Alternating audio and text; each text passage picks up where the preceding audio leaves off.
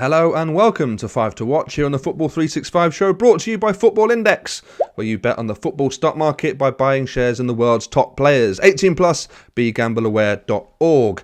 In this show, we're going to be looking back at some of the games played over the weekend, mainly FA Cup, and picking out 5 players that we think stood out for either good or bad reasons. And also players that we think might be worth keeping an eye on over the coming weeks and months. With me as ever is Pete Farries, and also we're joined by Rob Hemmingway from Football Index to give the show a bit of bloody gravitas at last. If you enjoy it, don't forget to like and subscribe, do all that good stuff. That's all the admin done, so all that's left to say is this is 5 to Watch, brought to you by Football Index. Right, let's start with Crawley Town versus Leeds, FA Cup weekend. We've got to start here, haven't we, Pete? Biggest shock of the lot. Yeah, by a mile. And what was shocking is I know that Marcelo Bielsa made a few changes. He put a couple of players in possibly a few unfamiliar positions, but they still looked absolutely abysmal. And that was, I think, the surprise. No one maybe might be too surprised if everyone is in the right position, but they look so bad, Leeds. And Leeds fans who've been kind of leading the line on the defend Bielsa no matter what the result is, even a few of them were sort of saying, Mark Wright's just come on in a game that we have just lost. This is not good. And Crawley, by the way, aren't a great side, generally speaking, in the Football League. So it's a massive day for them, so well done to them. But Leeds were bad. Yeah, I sort of got to agree with you, really. I do like Leeds. I'm a fan of Bielsa. Everyone is, and everyone must be by law. Yeah. But we talk about this all the time. Are Leeds getting tired? Is the intensity of their play going to come back and bite them on the arse? Is it too simplistic to say that's what happened today? Yes, I mean, they put a goalkeeper in goal who's not really been playing, and if you listen to a few people, shouldn't have been playing.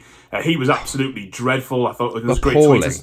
Yeah, I saw a tweet that said, I can't believe Marcelo Bielsa's so good he puts a hologram in goal. He really was bad. So I think you've got to factor that in. A few players playing out of position. I don't know if Leeds' heart was in that game particularly. It should have been, but I don't think it was. I really wouldn't read too much into that for the rest of the season, to be honest.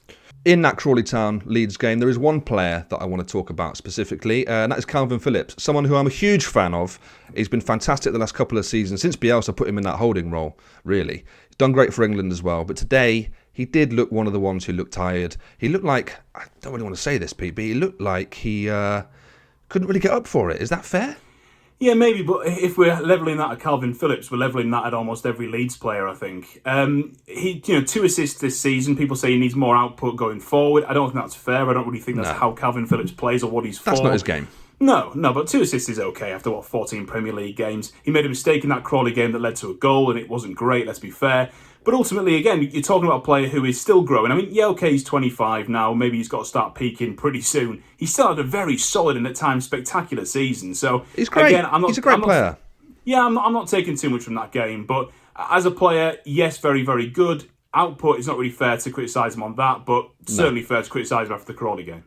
Well, let's bring in Rob from Football Index on this. Rob, Kalvin Phillips, talk to me about him from a Football Index point of view.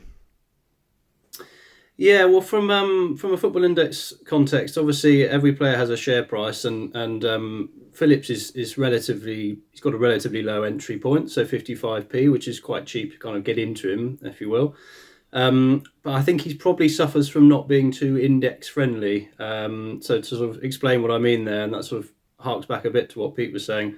He doesn't register a lot of assists and goals, which is typically how you get rewarded with matchday dividends on Football Index. And though he sort of dominates and often plays very well, he sometimes doesn't register those scores. So he's not a glamour player, is he? Money for you. Not really, but I think also, conversely, having said that, he is a player who's likely going to be in the England squad for the Euros, potentially a key one. And, he could be, again, as Pete said, he's only 25, so he has got space to grow. But I think broadly, if you're looking at this Leeds side, there are probably other players on Football Index that you might look at. So, Patrick Bamford's the obvious one, who slightly more expensive, but he's got a much richer dividend yield. So that means kind of the amount of money that he brings in per share is higher. So if there are people that traders are looking to get into, he might be the one ahead of Phillips. Great. Let's move on then to Aston Villa versus Liverpool. This looked like for a while it was going to be the absolute epitome of the magic of the cup. When Louis Barry scored that goal, it was shirts off in the living room. But Villa completely depleted by COVID regulations. I think actually I had a lot of sympathy for Liverpool in this game because it's a very tough game to play, isn't it, Pete? Your first team, or a lot of those first team players against the under-21s. It's a very tough game to play, and actually I think you've got to give real credit to that Villa youth side, because pretty much that same youth side was playing in the Papa John's Trophy and really struggling. They shipped 8 in their first game against Sunderland. They conceded 3 in both of the next 2 games. I actually covered the Carlisle game and they were dreadful in that match. So to have actually pushed Liverpool for as long and as far as they did, Villa, you've got to give real credit to them, because actually their previous competitive form was really not good. Really, really poor in that competition. Yeah. So to do well and that well against Liverpool was great. It was a no-win situation for Liverpool. Either they scored 30, in which case people still didn't care, or they struggled, in which case people said it's all part of a disastrous run of Liverpool form. So they got the job done. There was a few little kind of cracks here and there, but ultimately they're through, and that's all that mattered to Jurgen Klopp. That's all that matters. I do think it's a tough game for them. But I looking at Jordan Henderson, someone who's he's the captain. He's the guy everyone looks to set the tempo in a game like that. And I thought he was really, really impressive. Like we say, it's not an easy one to go into, and I'm not necessarily sure that Liverpool would have been going 100% full guns on that game, because it is against the kids. It probably doesn't feel quite right. But Jordan Henderson did everything he needed to do. He coached the rest of the team through that game, and I think it was very telling at the end of the game how many Villa players went over to speak to him. Yeah, I mean, Liverpool need him. They need people like him and people like James Milner when you've got the youth and the bombastic nature of a lot of their other players. To me, Jordan Henderson looked like a man who was just delighted not to be playing at centre-back again. I mean, obviously played at centre-back against Southampton in that 1-0 loss, and then he went off and looked so much better, against, admittedly, this Villa side. He's incredible. I love Jordan Henderson. He might be in the same mould as Kalvin Phillips. Rob will take you through that in just a second. But just about to say that, he is Liverpool captain, and he's Liverpool captain for a reason. I'm from Middlesbrough, therefore Jordan Henderson should technically be a mortal enemy, but I really love Jordan Henderson. Yeah, Rob, talk to me about Henderson from a Football Index point of view. Is it the same thing as Kalvin Phillips? Is his output not glamorous enough for you guys? Yeah, I don't disagree with Pete there. I think he's only got 1 goal and 1 assist this year in the Premier League, indeed all competitions. So again, he's not one of those ones who sort of gets the pulse racing. There are many others in the Liverpool team, obviously. However, he does, with the Football Index win mechanic of matchday dividends, it does reward things like ball recoveries, accurate through balls, team wins, which obviously Liverpool corner a lot, obviously. So those are things that help his score, and he has actually topped the matchday dividend midfield category over the last month. So he is someone who probably gives a bit more oomph in terms of Football Index than Phillips would. A small word of warning would just be his tough fixtures ahead with United, Spurs and City in the next 6. So those dividends might be reducing somewhat. Right, I want to talk about Everton versus Rotherham now, Pete. It wasn't an easy one at all for Everton here. But they got it done. I mean, similar, it's FA Cup, isn't it? Just get the job done against a team from a lower league. Yeah, there was a couple of sort of I won't say worrying signs about Everton, but there was a couple of things where he kind of went, should that be happening? I mean, there was, for example, on a Sunday down that right-hand side for Rotherham up against Digne. Digne coming back to full fitness, still not there yet. It was very, very clear because of how well Ola Sunday was doing down that right-hand side that Digne wasn't quite right. But there was because Digne's one of the best in the league, isn't he? Oh, absolutely. But he's just not quite fit yet, which is absolutely fair enough. Then you look at the fact that there are 8 internationals starting in that game, and they still couldn't really find their way past Rotherham until very, very, until late and added on. So you've got a couple of questions about the Everton side. I still think they're a very good team. They've got one of the best managers on the planet, and arguably one of the best managers has been in the last 30 years. So if you've got that, that's going to be very, very nice for you. There's little improvements being made in Everton, I think. But at the same time, like you say, like we've said again and again, they're through. They're through. I want to talk about James Rodriguez. He's back, finally, from injury. Looking sharpish, but certainly looking a cut above everyone else on the pitch. Oh, he's brilliant. James Rodriguez is one of my favourite players of the last few years. And I kind of feel a little bit sorry for him. He kind of got battered from pillar to post between Bayern and Real Madrid. He barely featured in either of those sides at big stretches of fixtures. And yet he's come to Everton. He's had a really good start. Then he drifted away. Then he's kind of looked very good again. Then he's had this injury. So again, with James Rodriguez, he's with that kind of flair, that kind of culture. When you lose sharpness, it disappears very, very fast. But he is undoubtedly the most key attacking player in the Everton side. You can get away with your Dormant Calvert-Lewins, who's very good. But you can get away with him still, because I think James Rodriguez, understandably, is the best in that side. Rob, we've got a glamorous player to talk about. James Rodriguez, Football Index. Shoot.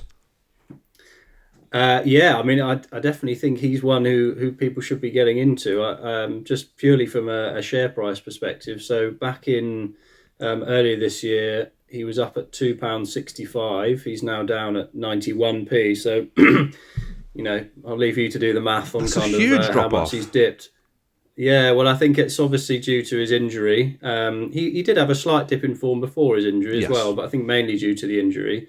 So obviously in this way, it creates a nice way for traders to kind of get in at the bottom of him, if you like, and hopefully see the rises at the other side. And if he keeps playing like he did, albeit against lowly opposition, then he should be well placed to keep bringing home the money. Let's talk about Man City versus Birmingham.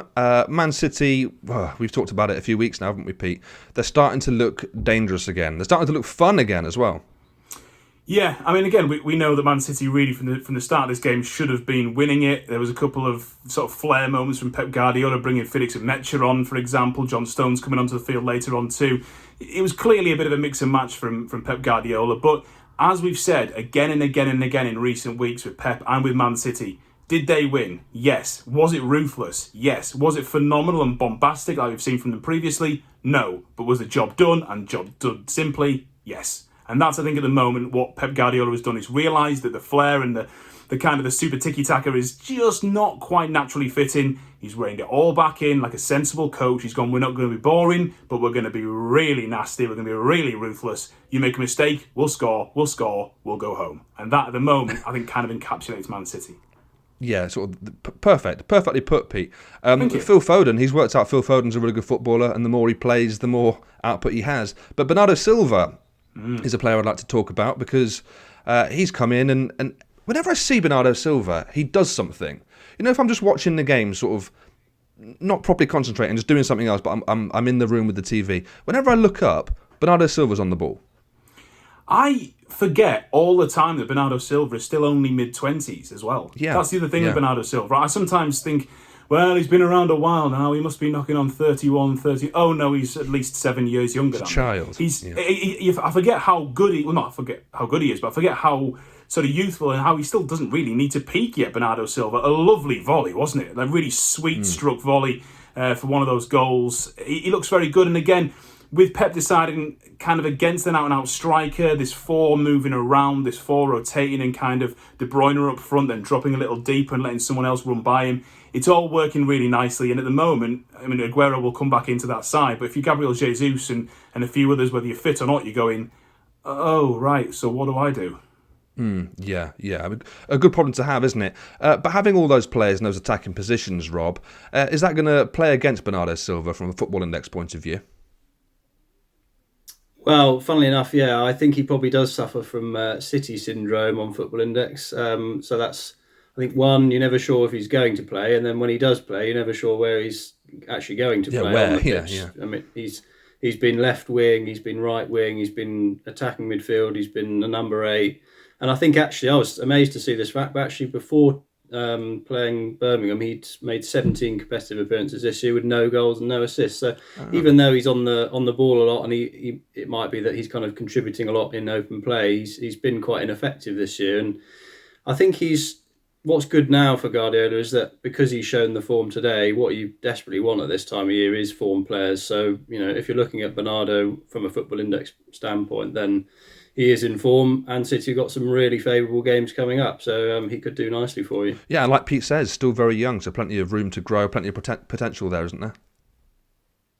I think so. I mean, he's shown everyone what he can do in previous seasons. I think this season's been very unique, and he might just be one of the players that suffered from it. He likes to be in his rhythm and playing 90 minutes every week. You don't always get that at City, but he'll need to find a way to adapt. Let's move on to our final game that we're going to look at from this weekend. And it's not an FA Cup game. It's not a league game from England. It's actually a game from the Bundesliga, would you believe it? Leipzig versus Dortmund. It was billed as a huge one. Leipzig looking to top the league, essentially. And Dortmund, having had players that haven't really been firing on all cylinders, in the end, Pete, won it comfortably. They did. They won it very, very comfortably. Leipzig made a couple of interesting tactical decisions that I kind of looked at and went, yeah, maybe. But the fact is they've got one of the most terrifying strikers in the world right now. But they're going okay now, Dortmund, and they're still trying to find themselves off the field, I think, a little bit. But once they get that down again, they'll be flying, I think. Well, we mentioned Haaland there, but the player I really want to talk about from the Leipzig Dortmund game is Jadon Sancho, someone who I think had his head turned by the United non-transfer over the summer. Hadn't played well for a number of months. In the last sort of week or 10 days, though, he started to really find that old form again. And he looked terrifying, I thought, against Leipzig. Yeah, he did. And his cross for that Haaland header is beautiful. But yeah. I kind of think people have been harsh to Jadon Sancho, I have to say. This season, it's 17 goal contributions in 20 matches across all competitions. Not enough. Not enough, Jadon. In 5 Champions League games, it's 2 goals, 2 assists. 2 goals, 2 assists in the Pokal as well. And I know it took him 14 league games, 14 Bundesliga games before he scored against Wolfsburg, and started this run of goal assist. But I think people have expected kind of this ungodly performance from him. And there have been a few poor performances this season as well. I mean, I'm not saying he's been wall-to-wall brilliant and everyone's cruel. He's human. He's allowed to do that. And you're quite right. I think he has had his head turned, or certainly was unsettled by the Manchester United thing. But I think people have been harsh to Jadon Sancho, I have to say. Absolutely agree. If he's not scoring a hat-trick every week and doing a kind of a mid-air run boner, everyone's kind of going, well, it's not working, is it? Yeah, no, you're right. It is unfair, but that's what happens when you have a €120 million price tag on your head, I suppose.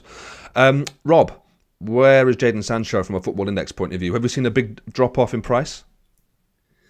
Yes, we have. Although he's still right at the top, mixing it with the big boys. He was the king of the index, which is the title given to someone who held the highest share price on the index. King of the index for a long time last year. But as his form stuttered and the move to United died out, his price came down, and I think, as you say, that speculation took its toll on him really. And it was an amazing fact that his last league goal in 2020 was in May, but he seems to be coming back to form.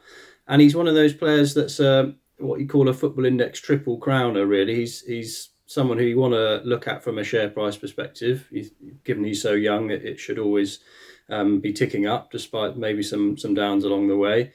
He's also someone that does the business on the pitch, so therefore he's going to be looking at matchday dividends and also media dividends, which reward players who are in the news a lot. And obviously he is with all this transfer speculation. So yeah, definitely someone who's still an attractive buy. Right, that's what we've got time for this week. Thank you, Rob Hemmingway. Thank you, Pete Farries. I've been Mark Smith. This has been 5 to Watch, brought to you by Football Index here on the Football 365 show. If you want to get in touch with the show, you can email us. It's the editor at football365.com. Until next week, it's goodbye from us.